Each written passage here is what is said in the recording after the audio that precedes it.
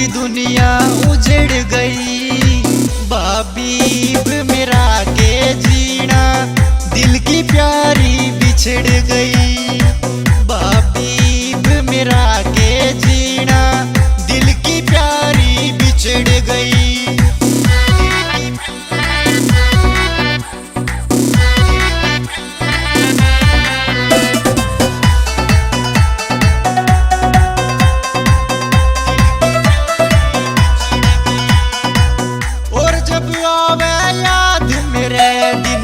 हंस हंस प्रीत लड़ाई, तड़फू बिलखू रोहू सोई भी हो न सहन जुदाई।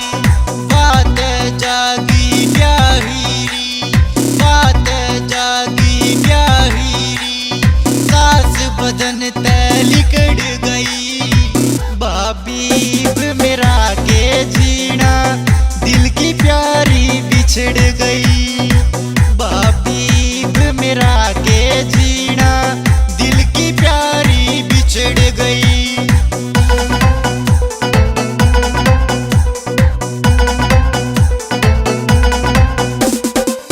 जित के जागी डोली उसकी, रास्ते में पसर जाऊंगा। बेवफा की गाड़ी आके कूद के मैं मर जाऊंगा। काम मैं कर जाऊंगा, इसा काम मैं कर जाऊंगा। किसी वागम की ना गण लड़गी। बाबीब मेरा के जीना, दिल की प्यारी बिछड़ गई। बाबीब मेरा के जीना, दिल की प्यारी बिछड़ गई।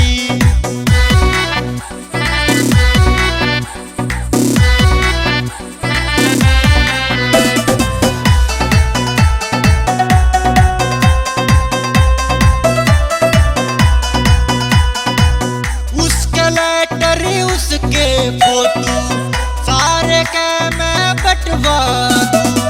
बेवफाई सी होया करे से सारा बेरा पटवा दूं। उसने मैं कति लुटवा दूं, उसने मैं कति लुटवा दूं। मेरी खबर गाम में उखड़ गई।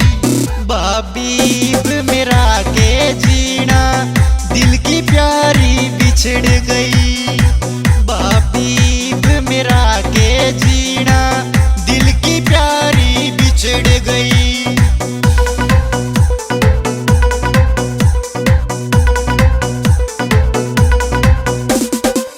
प्यार कमल सिंह कर ले से ये जाने नहीं निभाना।